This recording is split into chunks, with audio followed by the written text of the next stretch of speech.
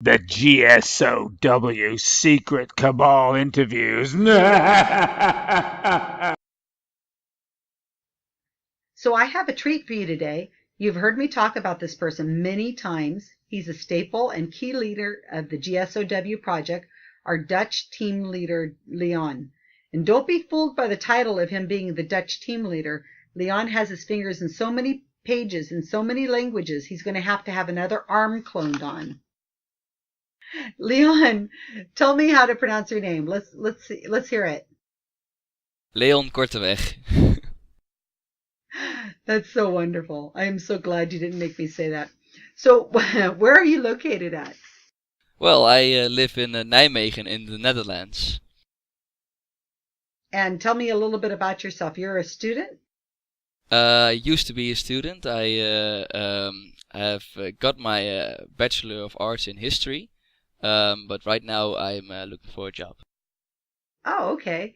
And so now you were already a Wikipedia editor, and you wrote to me in May of 2013. You had found our project. How did you find our project?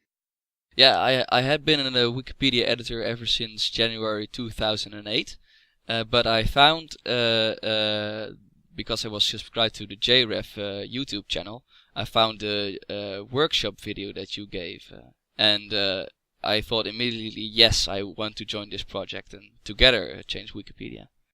And why did you think that? I mean, you were already an editor, so why did you want to join us? I mean, we're happy as heck that you're with us, but why, you didn't need to learn how to edit Wikipedia. So what is it that's different about being a part of this team than being a regular, just normal editor on Wikipedia? Well, you can achieve so much more, also in many different languages. You can translate each other's work. And I noticed that I had much experience I could be sharing with other people, and they could share their experiences with me, and together we can do so much more work. And it's not just counting it up. It's like accelerating your work power. And yeah, the international side of it. Talking with so many people in different languages, that's amazing. And how many languages do you actually speak? Because every time we turn around, it seems like you have another one. Well, I was taught 6 languages in grammar school, so that's Dutch, English, French, German, Latin, and Ancient Greek. But I don't I don't speak the latter 2 of those. But yeah, quite some languages. Oh my gosh. Here in America, we're lucky if we can get people to get one language down, that's English. We're quite impressed. We are quite impressed, trust me. So, I've just been telling everybody about our vaccination topic that we're going to be focusing on for the next 6 months. So can you tell me why you think that topic of vaccinations is an important focus for GSoW to be working on? Well, because it does a lot of harm. It can do a lot of harm if you don't vaccinate your children or yourself, if you've never been vaccinated yourself as a child. Because some diseases we thought were extinct can come back, especially when people no longer vaccinate their children. And we had a measles outbreak in 2013 in the Netherlands.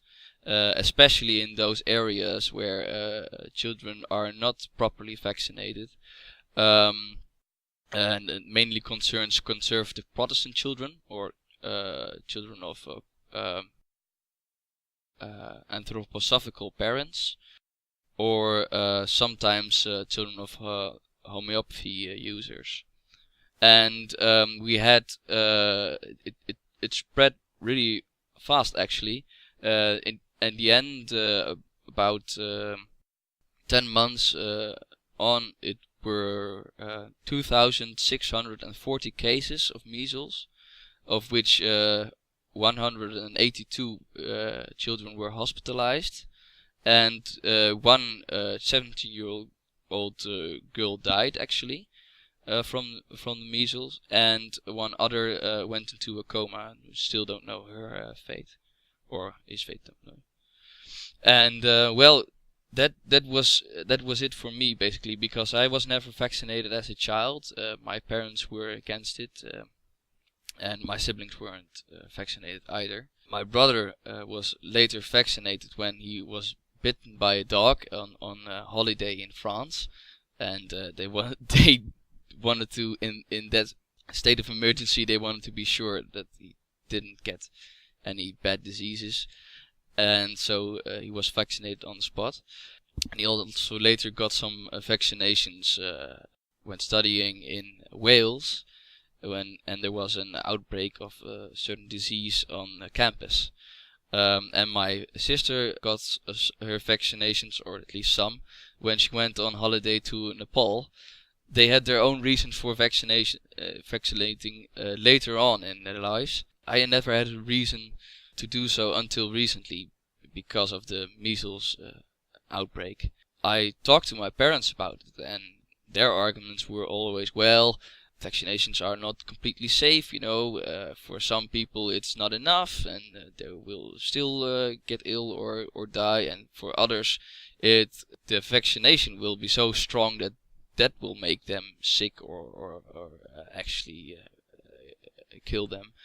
And so vaccinations are not to be trusted, and my dad did his research and concluded, well, let's not vaccinate our children. That's probably safer, and we can still profit from herd immunity if the rest of us around our children are vaccinated. But I learned, especially when I got involved in the skeptic movement, that it doesn't work like that.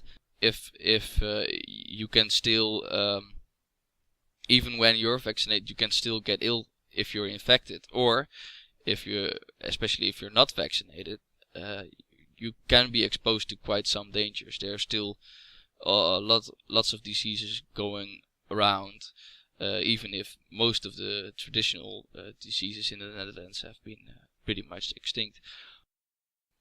And I decided eventually that I would go and get my own shots, and they did respect my decision, and they even paid for it.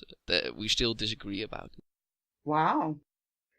So Leon, do you think that GSoW working on these Wikipedia pages for the anti-vax and for the pro-vax people and organizations is going to have any kind of impact or help out in any way?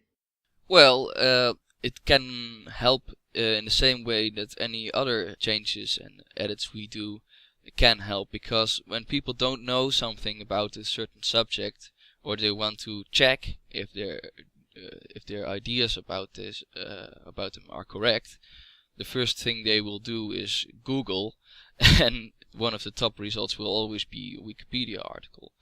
And so it's important what people read there.